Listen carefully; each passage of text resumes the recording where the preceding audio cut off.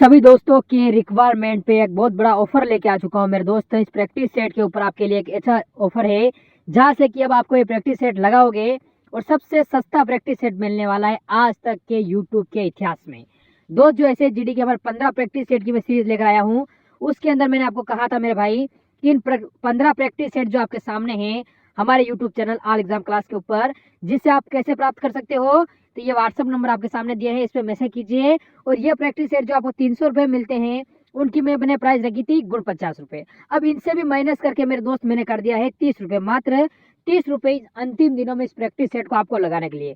गुण 50 से भी माइनस करके, क्योंकि बहुत सारे बच्चों का कमेंट आ रहा है सर हम इतना पैसा पे नहीं कर पा रहे हैं, पास पैसे नहीं है, तो उसके लिए मैंने मात्र 30 रुपये कर दिए हैं। और 15 प्रैक्टिस सेट मिल रहे हैं, 2 रुपये में एक प्रैक्टिस सेट जरूर लगाना चाहिए अगर सिलेक्शन चाहिए, क्योंकि 70% कोर्स इस प्रैक्टिस सेट से ही मिलने वाला है आपको। तो देखते हैं कितने बच्चे लगाते हैं, बढ़ते हैं ट्यूशन की ओर मेरे भाई। अगला देखो क्या है, त्रुटि वाला भाग आपको चुनना है कि मेरे लिए 1 गिलास दूध पर्याप्त है। मेरे लिए 1 गिलास दूध पर्याप्त है, यहाँ पे आपको बताना है कि किस भाग में जो है वो आपका त्रुटि दे रखा है। ठीक है, बहुत आसान है। देखो, अगर आप इस पूरे के पूरे वाक्य को पढ़ोगे और हिंदी बहुत ही ज्यादा कमजोर है तो आपको यहाँ पर ये पता चलेगा, ये जो पर्याप्त लिखा हुआ है ना, ये गलत तरीके से लिखा हुआ है। पर्याप्त की जो आपकी लिखने का तरीका या फिर पर्याप्त को जो जिस तरीके से लिखा जाता है वो आपका क्या हो जाता है, पर्याप्त हो जाता है। ठीक है, इस तरीके से जो है वो आपका यहाँ पर क्या लिखा जाता है, पर्याप्त लिखा जाता है ना। बोलेंगे सर बिल्कुल ठीक है, तो सी वाले में हमारा त्रुटि हो जाएगा। प्रेम करना तलवार की नोक पर चलना है, यहाँ पे कोई त्रुटि नहीं है। या फिर बी वाले में त्रुटि है, या फिर सी वाले में त्रुटि है, या फिर आपके डी वाले में त्रुटि है। ठीक है ना, तो यहाँ पे बताओ कि हमारा सही उत्तर क्या हो जाएगा। ठीक है ना, देखो तलवार की नोक पर कभी कोई चल सकता है, एक तलवार मान लो यहाँ पे। ठीक है ना, ये क्या हो जाती है, तलवार हो जाती है। ठीक है, बोलेंगे सर बिल्कुल क्या हो जाती है, हमारी एक जो है तलवार हो जाती है। ठीक है, क्या इसकी नोक पर कोई चलेगा, बोलेंगे सर नहीं चलेगा। प्रेम करना मतलब तलवार की धार पर चलना, है ना, समझे कि नहीं समझे। प्रेम करना मतलब तलवार की धार पर चलना, तो यहाँ पे नोक की जगह क्या होना चाहिए, नोक की जगह हमारा जो है वो यहाँ पे धार होना चाहिए। तो सी वाला जो है वो आपका सही उत्तर हो जाएगा। अगला देखो, हमारा देश धीरे धीरे आत्मनिर्भर डैश की ओर बढ़ रहा है, एक उद्देश्य, मकसद, लक्ष्य या फिर आपके गंतव्य की तरफ। एक चीज को बड़े ध्यान से समझना कि जो हमारा देश है वो धीरे धीरे क्या हो रहा है, हमारा देश जो है वो धीरे धीरे, आप यहाँ पर ये बोलोगे कि एक लक्ष्य की ओर बढ़ रहा है ना। हमारे देश का उद्देश्य नहीं है और मकसद भी नहीं है। हमारे देश का मकसद ये है कि हम यहाँ पे सर्वप्रिय बने। हमारा उद्देश्य ये है कि हम अपनी सेनाओं को यहाँ पे क्या करें, एक अच्छा प्रबल बनाए, एक प्रबल सेना बनाए। गंतव्य, गंतव्य का मतलब यहाँ पर क्या हो जाता है, गंतव्य माने किसी जगह पे पहुंचना, हम किसी रैंकिंग पे पहुंचना चाहते हैं। तो यहाँ पे सही उत्तर क्या हो जाएगा, तो आप ये बोलोगे कि हमारा देश धीरे धीरे आत्मनिर्भर लक्ष्य की ओर क्या हो जाएगा, यहाँ पे कि हमें आत्मनिर्भर बनना है, ये हमारा लक्ष्य है, इसकी ओर जो है वो आपका बढ़ रहा है ना। चलो, मैया मोही डैश बहुत खींचो। ठीक है, सखा सुदामा राधा या फिर दाऊ, मैया मोही डैश बहुत खींचो। तो यहाँ पे आपको बताना है कि जो हमारा सही उत्तर है वो क्या हो सकता है। तो याद रखना, मैया मोही दाऊ बहुत खींचो। ठीक है ना, तो यहाँ पर क्या हो जाएगा, दाऊ जो है वो हमारा यहाँ पे सही उत्तर होगा। ठीक है, समझ गए कि नहीं समझ गए। देखो, अब कंफ्यूजन यहाँ पे क्रिएट पता कहाँ पर हुई होगी, कंफ्यूजन यहाँ पे क्रिएट हुई होगी कि सर ये तो बताइए इसका मतलब क्या है। ये ब्रज भाषा है, ब्रज भाषा कहीं कहीं पर समझना थोड़ा सा जो है वो यहाँ पे मुश्किल हो जाता है कि सर इसका मतलब क्या हो जाता है, या फिर इसका मतलब क्या हो जाता है, या फिर इसका मतलब क्या होता है ना। देखो, खींचो का मतलब होता है कि परेशान कर रहे हैं। मैया मेरी क्या, उनको उनके सखे पर, जो सखा है मतलब जो उनके मित्र है, वो परेशान करेंगे, नहीं करेंगे ना। ठीक है, नहीं करेंगे। असल में क्या होता है कि ये इसके बारे में अगर हम लोग बात करेंगे तो जो सूरदास थे हमारे, तो सूर दोहावली है। ठीक है ना, पहली चीज क्या हो जाती है यहाँ पे, सूर दोहावली हो जाती है। पहली बात तो आप ये याद रखोगे। दूसरी चीज आप यहाँ पर क्या याद रखना, इसकी जो रचनाकार है वो आबिद रिजवी है। ठीक है, आपको यहाँ पर ये भी बता देते हैं कि इसके जो रचनाकार हैं वो कौन हो जाते हैं, आबिद रिजवी हो जाते हैं। ठीक है, इनके द्वारा इसकी जो है रचना करी गई है क्या, कि मैया मोरी, ठीक है ना, मैया मोही, ठीक है ना, दाहो बहुत खींचो। खींचो माने होता है परेशान करते हैं। ठीक है ना, क्या हो जाते हैं यहाँ पे, खींचो का मतलब होता है कि बहुत ज्यादा परेशान करते हैं दाऊ मुझे। और दाऊ तो पता ही है कौन थे, बल दाऊ, है ना, सभी को पता होगा कि बलदाऊ हो जाते हैं, श्री कृष्ण जी के बड़े भाई हो जाते हैं, है ना। चलिए अगला देखते हैं क्वेश्चन हमारे सामने क्या दे रखा है।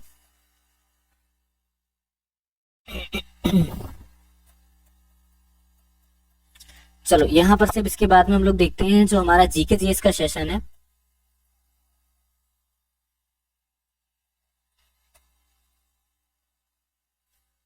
भारत में पहली बार किस गवर्नर जनरल में तार और रेल सेवा आरंभ की गई थी, आपको बताना है। कौन से ऐसे गवर्नर जनरल थे जिनके समय पे तार और आपके यहाँ पे रेल की जो सेवा है वो आपकी स्टार्ट करी जाती है, ठीक है। चलिए जल्दी से बताइए। देखो अगर यहाँ पे हम लोग बात करते हैं, लॉर्ड डलहौजी यहाँ पर क्या हो जाते हैं, जिनके समय पर आपकी जो है क्या करी गई थी, रेल की सेवा और तार की सेवा जो है वो आपकी स्टार्ट करी गई, ठीक है ना। अब कब से कब तक ये आपके गवर्नर जनरल है, ये आपको यहाँ पे याद रखना है। तो आप याद रखिएगा 1848 से लेकर ये आपके, ठीक है ना, 1856 तक क्या रहते हैं, ये आपके गवर्नर जनरल रहते हैं। पहली बात को आप यहाँ पर ये याद रखो, ठीक है। कहेंगे सर बिल्कुल क्लियर है ना। अब इनके समय को जरा भी आप यहाँ पे देखोगे, ठीक है, लॉर्ड डलहौजी को अगर थोड़ा भी आप यहाँ पे ध्यान में रखोगे तो इनके समय में एक चीज बहुत ज्यादा यहाँ पर देखने को मिलती है। पता है क्या देखने को मिलती है कि इनके समय पर क्या होता है, बेसिकली सबसे ज्यादा जो ध्यान दिया जाता है वो इनके समय पर रेलवे पर ध्यान दिया जाता है, ठीक है ना। किस पर ध्यान दिया जाता है, रेलवे पर ध्यान दिया जाता है, जिसके चलते यहाँ पे महाराष्ट्र के थाने से, ठीक है ना, ठीक है, थाने से यहाँ पर रेलवे चलती है। वो भी उस समय पर उसको क्या बोलते हैं, बॉम्बे बोलते हैं, है ना। क्या बोलते हैं, बॉम्बे बोलते हैं। ये भी क्लियर होगा सभी को कि सर बॉम्बे हो जाता है, ठीक है। अब अगर हम लोग यहाँ पे बात करते हैं तो इनके शासनकाल में सबसे पहले रेलवे लाइन जो है वो यहाँ पे बिछाई गई थी, कब आपकी, तो 1853 में आपकी बिछाई गई थी। और 1854 में आपके क्या हो जाते हैं, जो तार हो जाते हैं, तार सेवा की जो शुरुआत है वो भी यहाँ पे करी जाती है, ठीक है। तो ये दोनों बातें याद रखिएगा कि 1853 में आपकी रेलवे लाइन बिछाई गई, 1854 में आपकी तार सेवा जो है उसको आपका स्टार्ट करा गया, ठीक है। स्वामी दयानंद सरस्वती ने प्रथम आर्य समाज की स्थापना 1875 में कहाँ की थी, आपको बताना है, ठीक है ना। देखो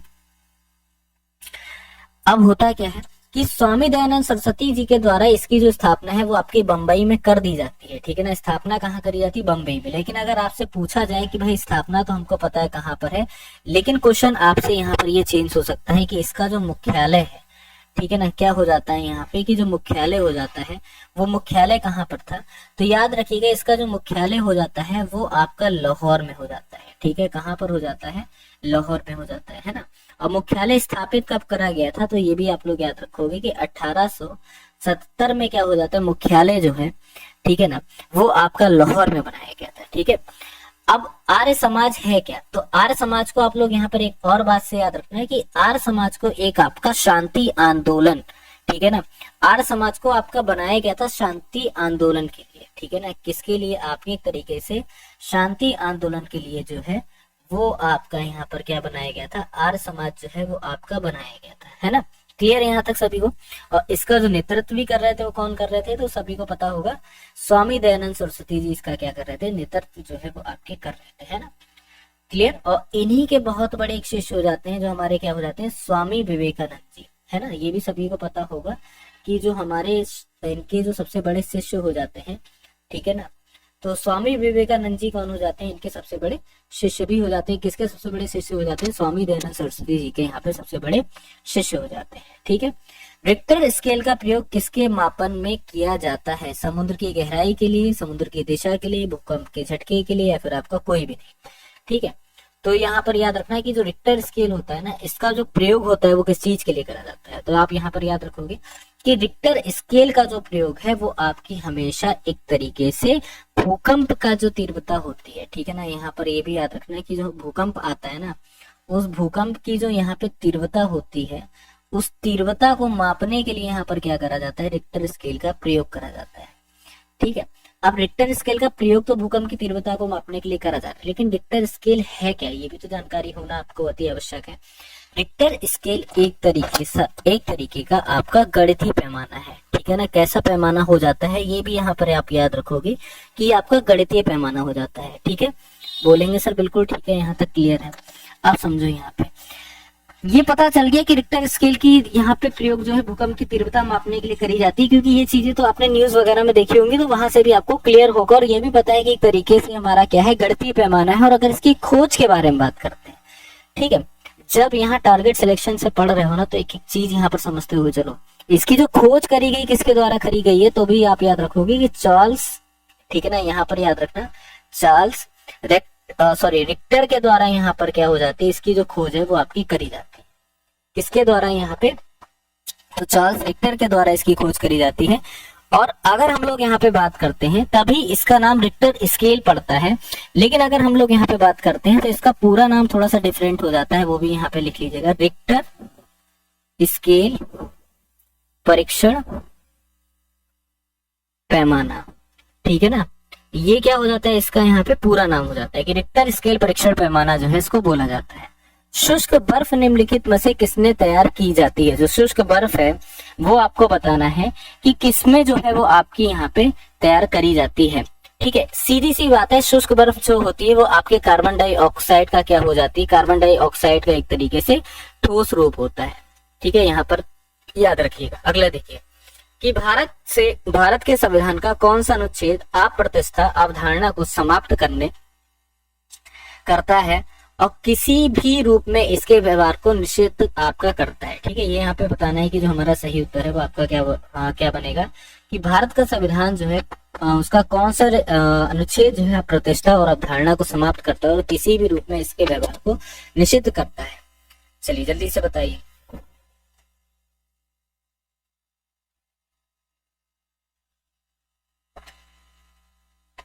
देखो, अगर कोई भी कभी भी अप्रतिष्ठा या फिर अवधारणा को यहाँ पे बढ़ावा देता है तो सबसे पहली चीज यहाँ पर याद रखो, इसको समाप्त करने में हमारा आर्टिकल क्या हो जाता है, 17 हो जाता है, ठीक है। और अगर हम लोग यहाँ पे बात करते हैं तो दंडनीय एक तरीके से आपका अपराध भी है, ठीक है ना। क्या हो जाता है, ये आपका दंडनीय जो है वो एक प्रकार से आपका यहाँ पे अपराध है, ठीक है। क्या है ये हमारा यहाँ पे एक तरीके से दंडनीय अपराध है। ये भी आपको क्लियर होगा, बोलेंगे सर बिल्कुल हमको यहाँ तक क्लियर है, ठीक है, कहोगे सर बिल्कुल ठीक है। अब इसके बाद समझो क्या है कि एक तरीके से ये हमारा क्या हो जाता है, मौलिक अधिकार हो जाता है, ठीक है ना। क्या हो जाता है, ये हमारा मौलिक अधिकार हो जाता है कि हमको समाज में क्या मिले, ठीक है। हमको समाज में क्या मिलना चाहिए, हमको समाज में बराबरी का दर्जा मिलना चाहिए। हमको समाज में यहाँ पर क्या हो जाता है, समता और समानता का अधिकार मिलना चाहिए, ठीक है ना। क्या मिलना चाहिए, समता या समानता का अधिकार जो है वो यहाँ पे मिलना चाहिए, ये इसमें आपका बोला गया है। तो दोनों बातें आपको क्लियर है, तो डी जो है सही उत्तर होगा। फारसी ग्रंथ आईने अकबरी की, ठीक है ना, यहाँ पर समझना, आईने अकबरी की जो रचना है वो यहाँ पे किसने की थी बताना है। अकबर के द्वारा, अबुल फजल के द्वारा, फिरदौसी के द्वारा या फिर आपका जहांगीर के द्वारा, ठीक है। देखो, एक पुस्तक को लिखने में 7 साल का समय लग गया, आज तो मैं बताता हूँ, ठीक है। इस बात को याद रखना कि एक पुस्तक जो है ना, उस पुस्तक को लिखने में ही सिर्फ जो है 7 साल का समय लग गया है। और किसके द्वारा लिखी गई, तो एक बहुत अच्छे राइटर थे जो थे आपके अबुल फजल, ठीक है। कौन थे यहाँ पे, अबुल फजल। अबुल फजल को यहाँ पे अप्रोक्सीमेटली यहाँ पे 1591 से लेके 1597 तक का जो समय है यहाँ पे लग गया, सॉरी 98 तक का जो समय है वो यहाँ पे लग गया, ठीक है। बोलेंगे सर बिल्कुल ठीक है। और आईने अकबरी एक है क्या, तो आईने अकबरी एक तरीके से आपकी फारसी की रचना है, ये भी आपको पता होगा, कहेंगे सर बिल्कुल ठीक बात है। और आईने अकबरी की टोटल जो है वो यहाँ पे क्या हो जाते हैं, 5 भाग हो जाते हैं, ठीक है ना। क्या हो जाते हैं यहाँ पे, 5 भाग जो है वो आपके टोटल यहाँ पर हो जाते हैं, ठीक है। डैश को वर्ष 2019 में पारित किया गया था और इसके फलस्वरूप भारत के प्रधानमंत्री और अन्य पूर्व प्रधानमंत्रियों की सुरक्षा प्रतिबंधित कर दी गई थी। अब यहाँ पे क्या है, विशेष सुरक्षा समूह संशोधन अधिनियम 2019, सुरक्षा संरक्षण समूह संशोधन अधिनियम 2019, आकस्मिक संरक्षण समूह संशोधन अधिनियम 2019 या फिर विशेष प्रोटोकॉल समूह संशोधन अधिनियम 2019, ठीक है। चलिए जल्दी से बताइए कि यहाँ पे जो हमारा सही उत्तर है वो आपका क्या बनेगा, ठीक है। देखो, अगर हम लोग बात करते हैं तो यहाँ पे हमारा सही उत्तर है विशेष सुरक्षा समूह संशोधन अधिनियम 2019 पारित करके क्या हो जाता है, प्रधानमंत्री और अन्य पूर्व प्रधानमंत्रियों की सुरक्षा को यहाँ पे प्रतिबंध कर दिया गया था, ठीक है ना, प्रतिबंधित जो है वो आपका करा गया था। तो ए वाला जो है वो आपका सही उत्तर होगा। एक जेट इंजन के किस सिद्धांत पर कार्य करता है? द्रव्यमान संरक्षण, ऊर्जा संरक्षण, रैखिक संवेग संरक्षण, कोणीय संवेग संरक्षण। देखो, एक जो जेट इंजन होता है ना, जेट इंजन जो आपका होता है वो रैखिक संवेग संरक्षण पर वर्क करता है। किस पर करता है? जो हमारा रैखिक संवेग संरक्षण होता है इस पर हमारा क्या करता है? वर्क करता है, ठीक है। चलिए, भारत में कौन से दो सामाजिक समूह हैं जो गरीबी के प्रति अत्यंत संवेदनशील है? स्वर्ण और ब्राह्मण, अनुसूचित जनजाति या फिर अनुसूचित जनजाति और अन्य पिछड़ा वर्ग, या फिर ब्राह्मण अनुसूचित जनजाति। फिर से बोलो, भारत में कौन से दो सामाजिक समूह जो गरीबी के प्रति अत्यंत संवेदनशील है? ठीक है, देखो होता क्या है कि अगर बात गरीबी की चली है तो आप इसको एक तरह से पढ़ो पुणे पैक्ट से। जो पुणे पैक्ट हुआ वहां पर ये बात डॉक्टर भीमराव अंबेडकर के द्वारा उठाई गई कि भाई भारत में जो है वो 3 कास्ट है। एक कास्ट हिंदू, एक कास्ट मुस्लिम, एक बहुत गरीब कास्ट है, जो कि यहाँ पर कौन सी कास्ट हो जाती है? जो कि यहाँ पे अनुसूचित जनजाति हो जाती है। क्या है सर अनुसूचित जनजाति? तो आप ये समझो SC ST जो यहाँ पे हो जाते हैं, ठीक है, इनके लिए यहाँ पर बोला गया, ठीक है। ये वास्तव में गरीबी के प्रति अत्यंत संवेदनशील बात है, ठीक है। अब होता है क्या, हम आपको बताते हैं। सबसे पहली चीज, इनको कभी भी समान दर्जा नहीं दिया गया था समाज में। आज भी कई सी जगह पर नहीं दिया जाता है, कई जगह पे, ठीक है। समान दर्जा जो यहाँ पर हो जाता है ये मेन हो जाता है पहली बात, ठीक है।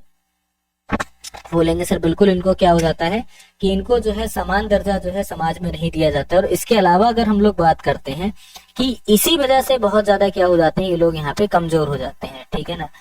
इसी वजह से ये लोग बहुत ज्यादा कमजोर हो जाते हैं। और अगर हम लोग यहाँ पे बात करते हैं तो यहाँ पे समझते हुए चलिएगा कि इनकी जो महिलाएं हैं या फिर अनुसूचित जनजाति है, ट्रांसजेंडर वगैरह, ठीक है ना। अब ये समझो कि इसमें भी अगर हम लोग बात करते हैं तो सबसे ज्यादा कौन फेस करता है, ठीक है।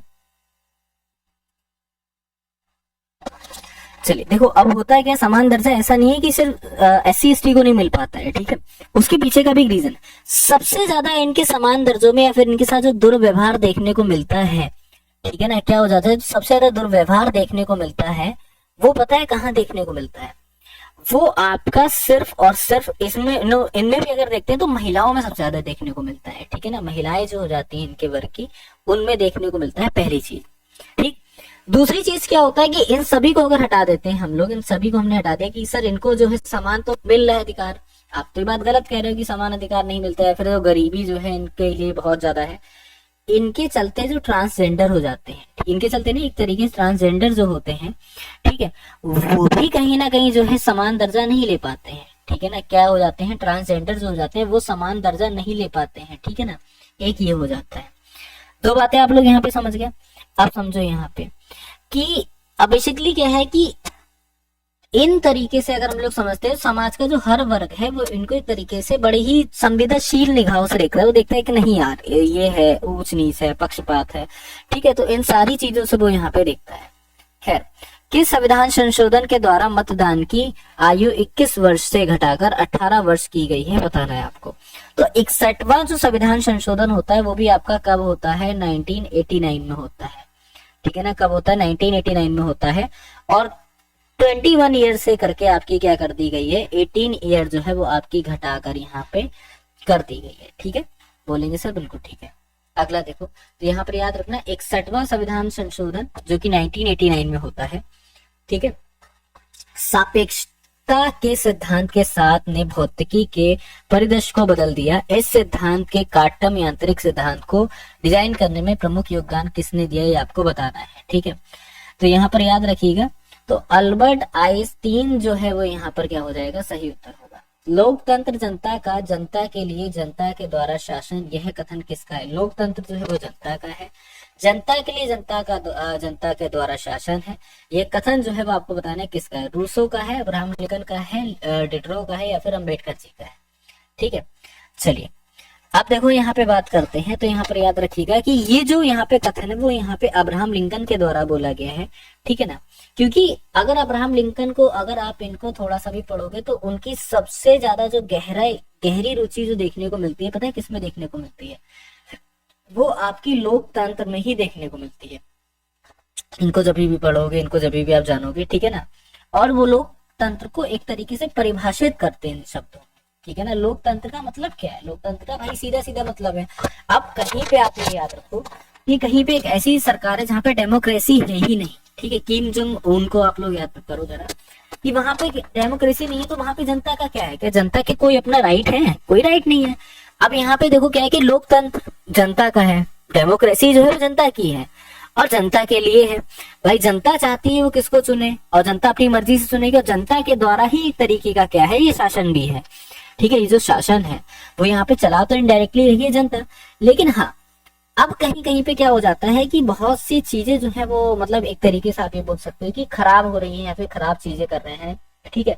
वो एक अपनी जगह है, लेकिन एक तरीके से लोकतंत्र को जनता का ही बोला जाता है, इसीलिए डेमोक्रेसी जो है बहुत अच्छी होती है। लेकिन जहां पे डेमोक्रेसी नहीं होती वहां का माहौल बहुत ज्यादा खराब होता है। खैर, निम्नलिखित में से किस स्थान पर उपग्रह प्रक्षेपण केंद्र अवस्थित है, ये आपको बताना है, ठीक है। चलिए, उपग्रह प्रक्षेपण जो केंद्र है वो आपको यहाँ पे बताना है कि किस जगह पर है। थुम्बा में है, श्रीहरिकोटा में है, बेंगलोर में या फिर आपके कटक में है। तो यहाँ पर याद रखना उपग्रह का जो प्रक्षेपण केंद्र जो है वो आपका श्रीहरिकोटा में हो जाता है। कहाँ पर हो जाता है? श्रीहरिकोटा में हो जाता है। और ये कहाँ पे श्रीहरिकोटा? तो आप यहाँ पर याद रखोगे कि ये जो है वो हमारे यहाँ पे आंध्र प्रदेश में हो जाता है, ठीक है ना। कहाँ पर हो जाता है? ये हमारे यहाँ पे आंध्र प्रदेश में हो जाता है। बोलेंगे सर बिल्कुल ठीक है। और अगर हम लोग यहाँ पे बात करते हैं कि यहीं पर जो है वो आपका क्या हो जाता है? सतीश, ठीक है। ये भी आप लोग याद रखिएगा कि यहाँ पर सतीश धवन,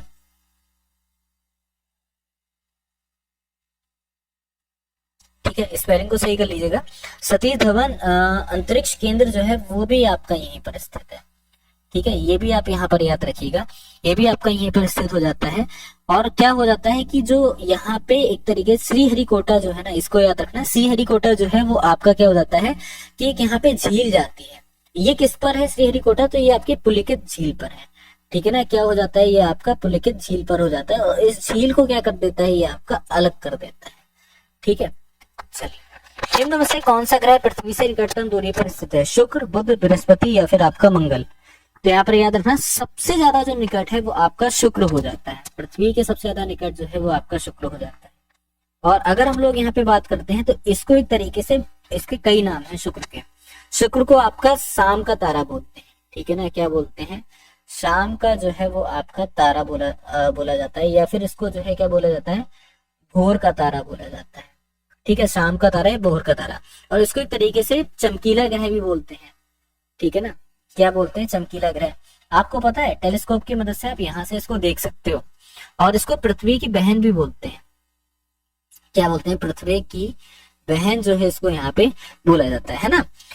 तो ये बात है, आप लोग याद रखिएगा। ये तो थोड़ा सा अब क्या होता है कि जो आप यहाँ पे नाम देखते हो, वीनस वगैरह हो गया, ये सारी चीजें जो नाम हो गई, तो ये कुछ नाम जो अगर ग्रहों के अगर हम लोग देखेंगे तो ग्रहों के नाम बेसिकली ये जो आपकी रोमन सभ्यता है ना, उस रोमन सभ्यताओं के जो उनके देवी देवता थे उनके उस पर भी रखे गए, ठीक है। रोमन सभ्यताओं के देवी देवताओं पे जो है वो यहाँ पर नाम रखे गए। चलो अगला देखो कि टेलीफोन सेवाओं में स्टॉक ब्रोकरों, स्वास्थ्य क्लबों, ब्यूटी पार्लरों या फिर ड्राई क्लीनिंग आदि सेवाओं को कर लगने तो इन सेवाओं पर कर और सेवा कर में पेश किया गया था कब?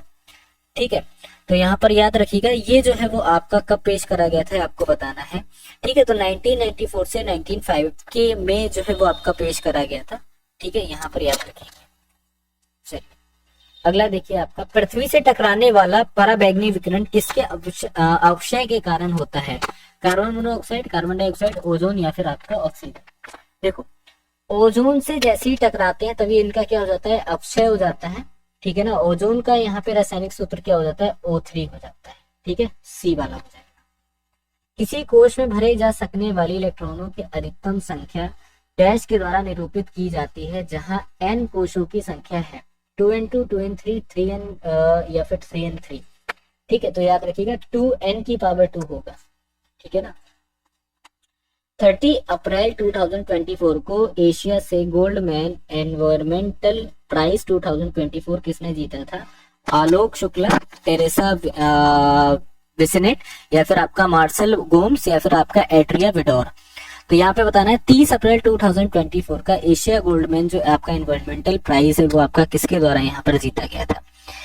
अगर हम लोग यहाँ पे बात करते हैं तो ये जो आपका प्राइस है वो आपका बेसिकली 2024 में जीता गया, सभी को क्लियर है। और किसके द्वारा यहाँ पर जीता गया है, तो एक तरीके से एक अभियान था जो कि छत्तीसगढ़ में चलाया गया था। और छत्तीसगढ़ में भी क्या चलाया गया था, तो छत्तीसगढ़ बचाओ अभियान भी इसको बोलते हैं, है ना। छत्तीसगढ़ बचाओ अभियान भी इसको बोला जाता है।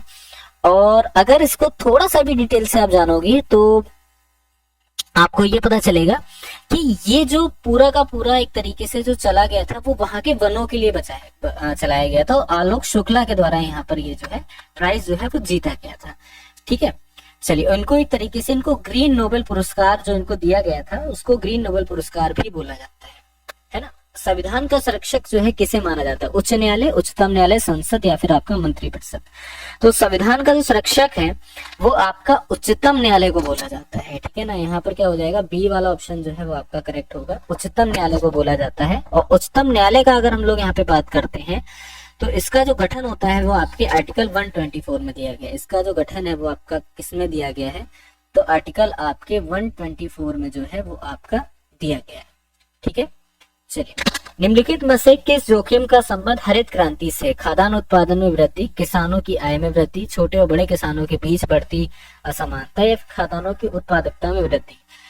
तो होता क्या है कि निम्नलिखित में से किस जोखिम का संबंध हरित क्रांति से है। तो हरित क्रांति के अगर संबंध की हम लोग बात करते हैं, छोटे बड़े किसान, हरित क्रांति का मतलब मेन जो यहाँ पे हो जाता है किसानों के लिए हो जाता है। अब चाहे वह किसान यहाँ पे बड़ा हो फिर चाहे वह किसान छोटा हो, बेनिफिशियल ये सभी के लिए है। तो आप क्या याद करोगे, छोटे बड़े किसानों के लिए बीच में बढ़ती असमानता जो है इसको यहाँ पे खत्म कर देना।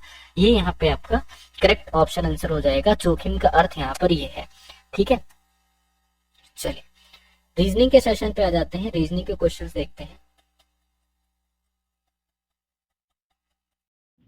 सभी दोस्तों के रिक्वायरमेंट पे एक बहुत बड़ा ऑफर लेके आ चुका हूँ मेरे दोस्त। इस प्रैक्टिस सेट के ऊपर आपके लिए एक ऐसा ऑफर है जहाँ से कि अब आपको ये प्रैक्टिस सेट लगाओगे और सबसे सस्ता प्रैक्टिस सेट मिलने वाला है आज तक के यूट्यूब के इतिहास में। दोस्त जो ऐसे जीडी की हमारे 15 प्रैक्टिस सेट की मैं सीरीज लेकर आया हूँ, उसके अंदर मैंने आपको कहा था मेरे भाई कि इन 15 प्रैक्टिस सेट जो आपके सामने हैं हमारे YouTube channel all exam class के ऊपर, जिससे आप कैसे प्राप्त कर सकते हो, तो ये व्हाट्सअप नंबर आपके सामने दिया है, इस पर मैसेज कीजिए। और ये प्रैक्टिस सेट जो आपको 300 रुपये मिलते हैं उनकी मैंने प्राइस रखी थी गुण 50 रुपये। अब इनसे भी माइनस करके मेरे दोस्त मैंने कर दिया है 30 रुपये, मात्र 30 रुपये अंतिम दिनों में इस प्रैक्टिस सेट को आपको लगाने के लिए। गुण 50 से भी माइनस करके, क्योंकि बहुत सारे बच्चों का कमेंट आ रहा है सर हम इतना पैसा पे नहीं कर पा रहे हैं, हमारे पास पैसे नहीं हैं, तो उसके लिए मैंने मात्र 30 रुपये कर दिए हैं। और 15 प्रैक्टिस सेट मिल रहे हैं, यानी 2 रुपये में एक प्रैक्टिस सेट जरूर लगाना चाहिए अगर सिलेक्शन चाहिए, क्योंकि 70% कोर्स इस प्रैक्टिस सेट से ही मिलने वाला है आपको। तो देखते हैं कितने बच्चे लगाते हैं, बढ़ते हैं क्वेश्चन की ओर मेरे भाई।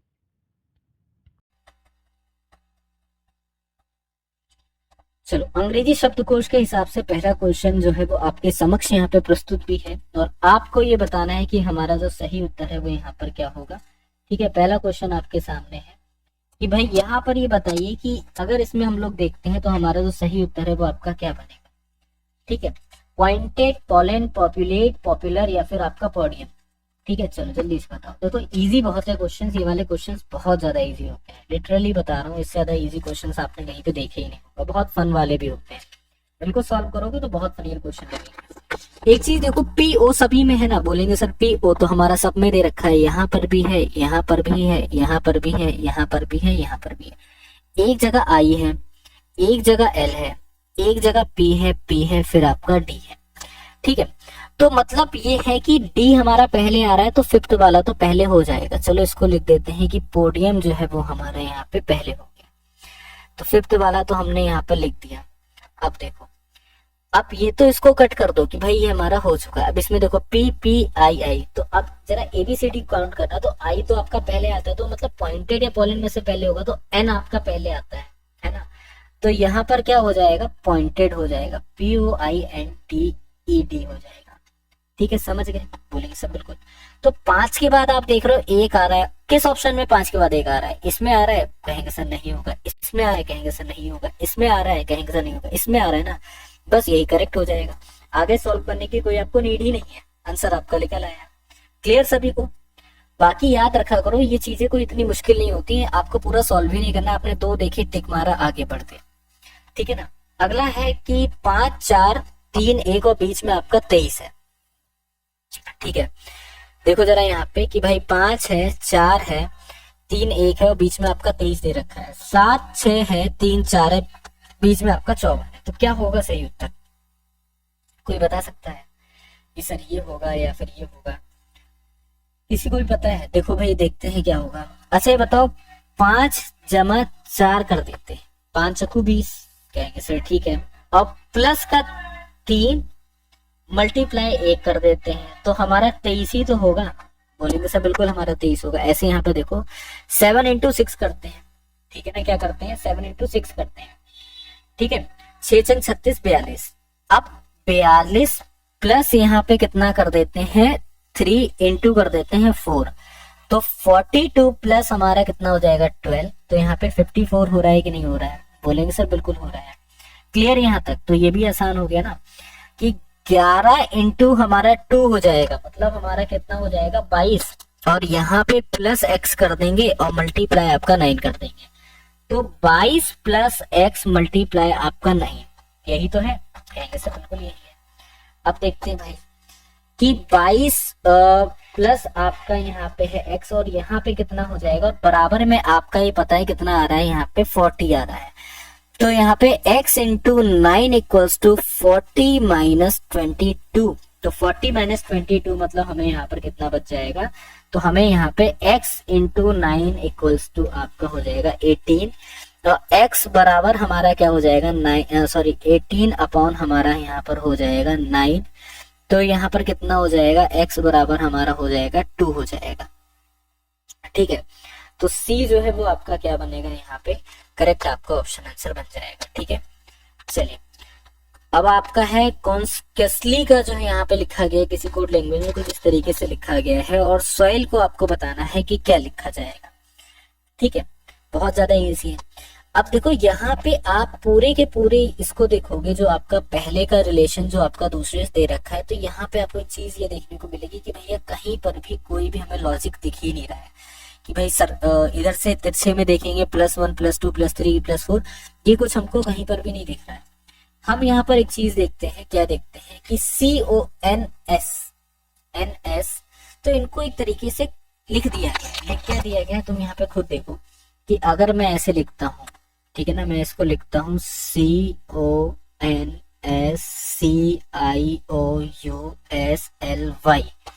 ठीक, इसको P लिख दिया, इसको E लिख दिया, इसको B लिख दिया, इसको N लिख दिया, इसको P लिख दिया, इसको J लिख दिया, इसको E लिख दिया, इसको X लिख दिया, इसको N लिख दिया, इसको K लिख दिया, इसको M लिख दिया, ठीक।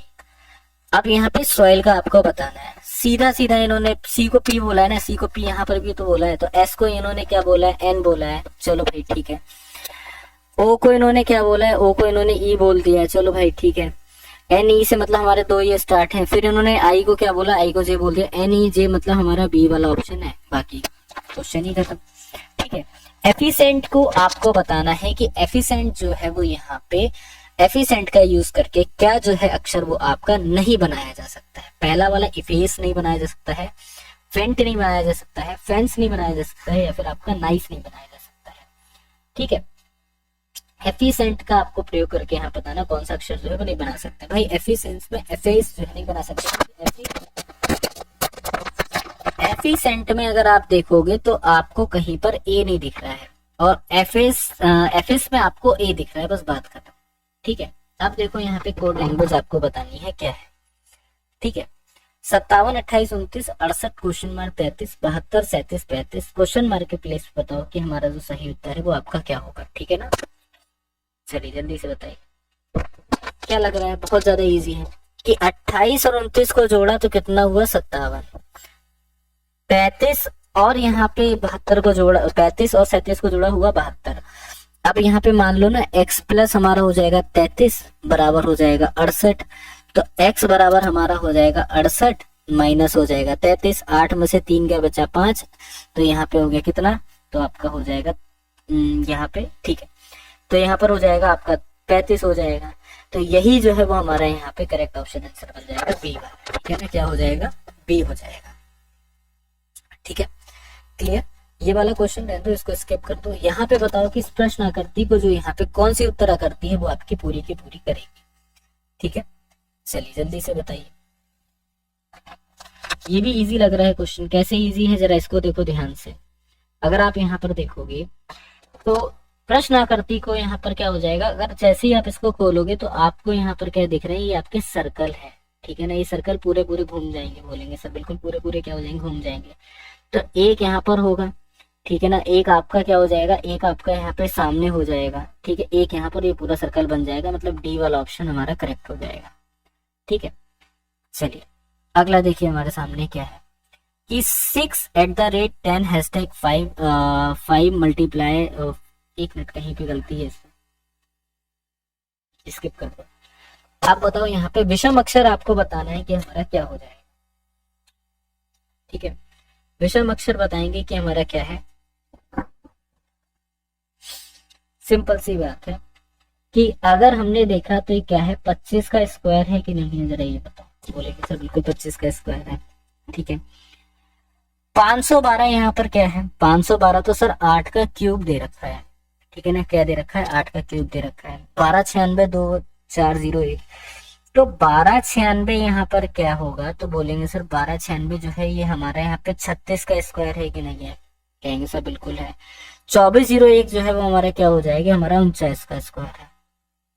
ठीक है, अब मान लो आज आपको एक तरीका बताता हूँ कि 2 डिजिट के जो स्क्वायर हैं वो आपके कैसे निकाले जाते हैं, यहाँ पर समझना। हमें पता है 36 का स्क्वायर है, लेकिन 36 का स्क्वायर कैसे निकालेंगे, कुछ बच्चे होंगे वो यहाँ पे मल्टीप्लाई करेंगे। ठीक है ना, क्या करेंगे, कुछ बच्चे जो है वो यहाँ पे मल्टीप्लाई करने बैठ जाएंगे, भाई 36 की 36 से गुणा कर देते हैं और आंसर हम लोग निकाल लेते हैं। लेकिन सबसे बड़ी बेवकूफी है कि अगर कॉम्पिटेटिव एग्जाम की तैयारी कर रहे हो तो वहां पे अगर आप गुणा भाग कर रहे हो ना, तो पूरी याद रखना कुछ नहीं होने वाला है, सिर्फ अपना ही टाइम वेस्ट करोगे और कुछ नहीं करोगे। ठीक है, क्या करोगे आप यहाँ पे, सिर्फ अपना ही टाइम वेस्ट करोगे और आप यहाँ पे कुछ नहीं करोगे। रियलिटी बता रहा हूँ। अब देखो क्यों ये बात बोल रहा हूँ, ठीक है ना, और क्यों यहाँ पे कह रहा हूँ इस बात को, ये समझो। इसके पीछे का रीजन यहाँ पर यह है कि अगर 36 का स्क्वायर आपसे बोल देंगे, ये तो आप बहुत नॉर्मल है, आप निकाल दोगे मल्टीप्लाई करके भी। और अगर आपसे बोल दिया गया है कि भाई 93 का स्क्वायर क्या है, ठीक है, बहुत आसान है। 9 का स्क्वायर कितना होता है, बोलेंगे सर 9 का स्क्वायर 81 होता है। 3 का स्क्वायर क्या होता है, 3 का स्क्वायर 9 होता है। सिंगल डिजिट को 0 के साथ में लिखना, 1 2 3 4 5 6 7 8 9, इनको 0 के साथ में लिखना। ठीक है, अब इसको देखो 9 × 3 × 2, ठीक है, 9 3 27, समझ गए, बोलेंगे सर बिल्कुल समझ गया। 27 दूनी आपको बताना है कितना हो जाएगा, तो कहेंगे सर ये भी आसान है कि भाई 9 3 27 हो गया, और 27 दूनी हमारा कितना होता है, तो कहेंगे सर 27 दूनी हमारा 54 होता है कि नहीं होता है, बोलेंगे सर बिल्कुल 54 होता है। अब देखो इसको हमेशा खाली लिखना, यहाँ पे लिख दो 54, अब जोड़ दो 9 4 6 8 8 6 4 9, मतलब अगर हम लोग यहाँ पे 93 का स्क्वायर करते हैं तो 8 6 4 9 जो है वो हमारा इसका स्क्वायर आ जाएगा। और एक बहुत आसान सी ट्रिक है यहाँ पे स्क्वायर को निकालना, 2 डिजिट के स्क्वायर। ठीक है, अगला देखो, डेट को किसी कोड लैंग्वेज में क्या लिखते हैं, रुक जाना, ठीक है, हाँ लास्ट है पर डेट को किसी कोड लैंग्वेज में WZW लिखा है, तो FGCF को आपको बताना है क्या होगा। ठीक है, इजी, बहुत इजी, WZW लिखा है, ठीक है ना। डेट को इन्होंने क्या लिख दिया है, डेट को इन्होंने यहाँ पे WVZW लिख दिया है। डी का विपरीत है W, ई का विपरीत है, ए का विपरीत है, डी का विपरीत है, तो ये सेम ये भी आपका है। तो एफ का विपरीत क्या होगा, U, जी का विपरीत क्या होगा, T, तो मतलब हमारा ए वाला ऑप्शन है, यही हमारा करेक्ट है। ठीक है, चलो अगला क्वेश्चन देखो।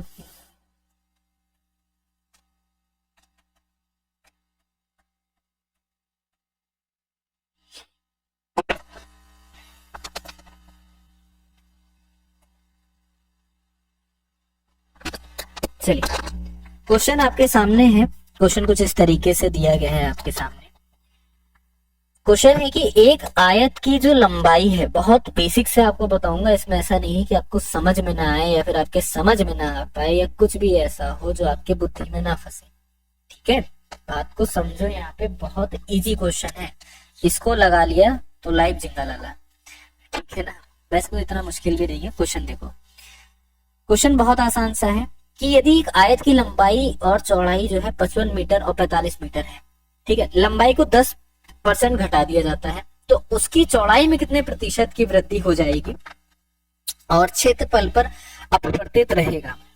फिर से समझो, उनकी चौड़ाई में कितनी वृद्धि किए जाने पर क्षेत्रफल जो है वो आपका अपरिवर्तित रहे, कि क्षेत्रफल जो है वो अपरिवर्तित ना हो, लंबाई 10% घट जाए, चौड़ाई को कितना बढ़ा दें, ये बताओ। देखो बड़ा ही मतलब आपको खचखचा सा क्वेश्चन लगा होगा, खचखचा मतलब ऐसा लगा होगा यार सर क्या है ये, और बड़ा भयानक लगा होगा इसका स्वरूप। लगा है कि नहीं लगा है ये बताओ। आंसर हालांकि आपके यहाँ पे इसमें से मत फाइंड आउट करेगा ऑप्शन में से, क्योंकि ये आपकी मिस्टेक कर रखा है इन्होंने, ठीक है, टाइपिंग मिस्टेक है। एक बात को समझो, आपके सामने कभी ये क्वेश्चन आता है कि कितने प्रतिशत की वृद्धि हुई, मैं बहुत बेसिक सी बात बता रहा हूँ, कोई भी क्वेश्चन आ जाए एग्जाम के अंदर, कैसा भी क्वेश्चन आ जाए, कितने प्रतिशत की वृद्धि हुई आपसे पूछा गया, कितने प्रतिशत की कमी हुई आपसे पूछा गया। इन दोनों तरह के क्वेश्चंस का सिर्फ एक फॉर्मूला है बस, और कोई दूसरा फॉर्मूला है ही नहीं। क्या समझे बेटा, इस तरह के क्वेश्चंस का सिर्फ एक फॉर्मूला है और दूसरा कोई फॉर्मूला है ही नहीं।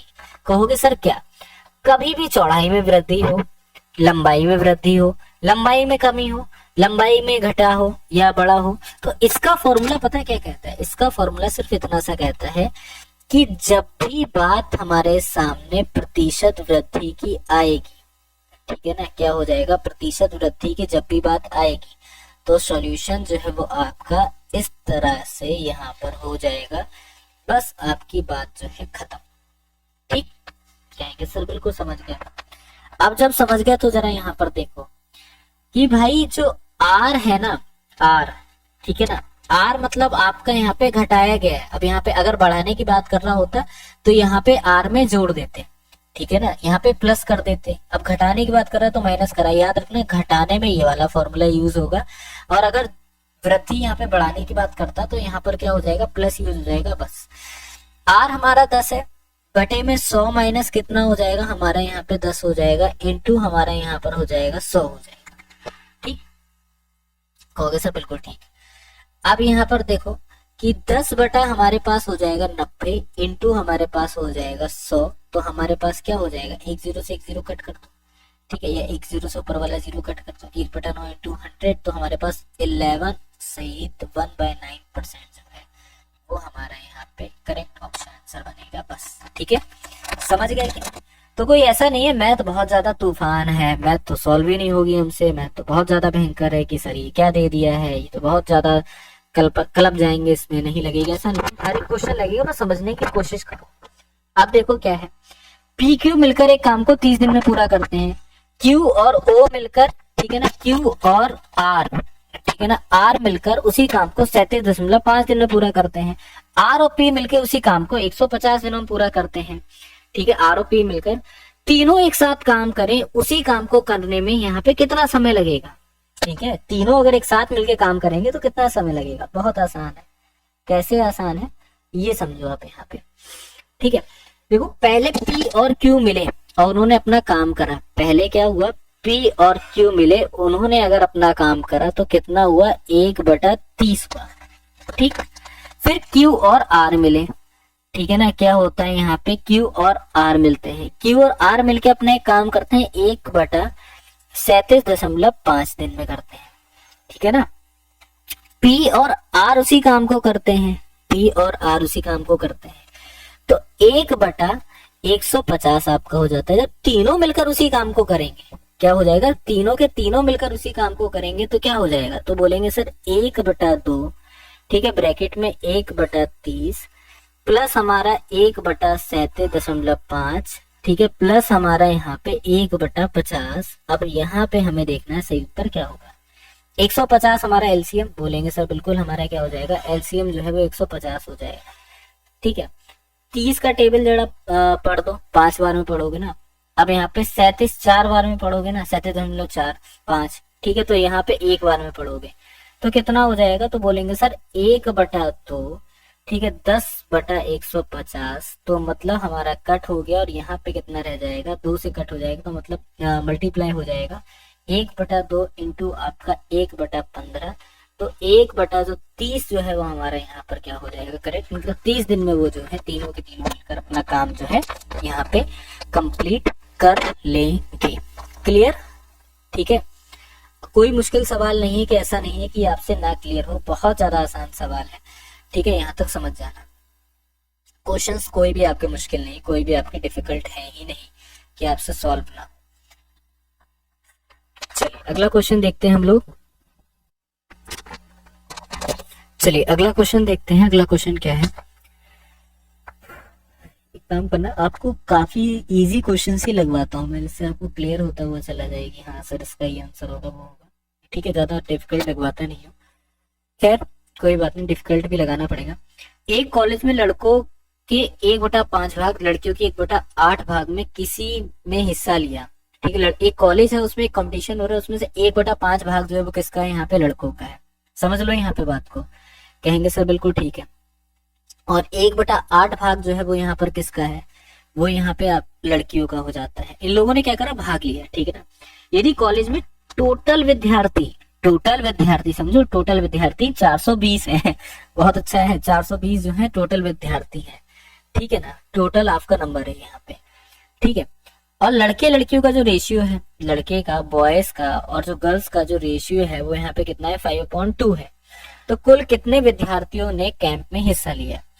टोटल नंबर अगर हम लोग यहाँ पे देखते हैं कितने विद्यार्थियों ने, तो यहाँ पे अगर पहले लड़कों का हम लोग रेशियो निकालेंगे, क्या करेंगे, पहले लड़कों का अगर रेशियो निकालेंगे तो कितना लिख लेगा, total of number boys and girls क्या है 7, और लड़कों का रेशियो था यहाँ पे 5। ठीक है, इंटू कितना हो जाएगा, 420 हो जाएगा। तो यहाँ पे कितना बचेगा, तो आप ये बोलोगे कि सर 300 जो है टोटल यहाँ पे बॉयज हो जाएंगे, बचे हुए क्या हो जाएंगे 120 यहाँ पे लड़कियां हो जाएंगे। निकालने की जरूरत ही नहीं है, 300 अगर लड़के हो गए तो बचे हुए लड़के हो गए। कैंप में भाग लेने वालों की संख्या आपको देखनी है। 1/5 लड़कों ने भाग लिया था, बोलेंगे सर बिल्कुल, तो 300 इंटू कितना हो जाएगा, 1/5 हो जाएगा, मतलब हमारे प्लस यहाँ पर प्लस कर दो। ठीक है, 1/8 या फिर 120 यहाँ पे कर दो, इसमें से लड़कियां है ना, तो लड़कियों का 120 था इंटू आपका 1/8, तो 60 + 15 मतलब हमारे 75 जो है यहाँ पे लड़कियों ने क्या करा है, भाग लिया है बस। ठीक है ना, क्या हो जाएगा, 75 लड़कियों ने यहाँ पर क्या करा है, भाग लिया है। चलिए, तो विद्यार्थियों में टोटल आपके लड़के लड़कियों ने 75 लड़के लड़कियों ने आपका भाग लिया है। अगला देखो, 10 वर्ष पहले ए की आयु बी की आयु की 6 गुना थी।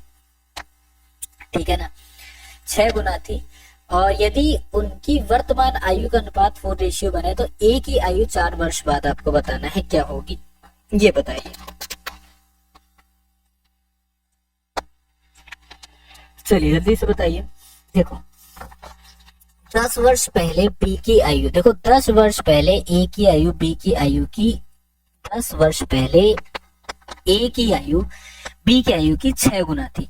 तो 10 वर्ष पहले अगर हम लोग यहाँ पे बात करते हैं तो ए की आयु क्या रही होगी, कि ए की जो यहाँ पे आयु है वो क्या रही होगी, वो यहाँ पे रही होगी 6x रही होगी। ठीक है, अब बी की आयु 10 वर्ष पहले क्या रही होगी, बी की आयु हमने x यहाँ पे मान ली। उनका रेशियो कितना है, उनका रेशियो 4:1 दे रखा है। ठीक है, तो आप देखो जरा, 10 वर्ष पहले मतलब अगर वर्तमान आयु, तो मतलब तो आपका 10 जुड़ जाएगा ना, कहेंगे सर बिल्कुल, तो x प्लस कितना हो जाएगा, 10 हो जाएगा, और यहाँ पे कितना हो जाएगा, 4 आपका 1 हो जाएगा।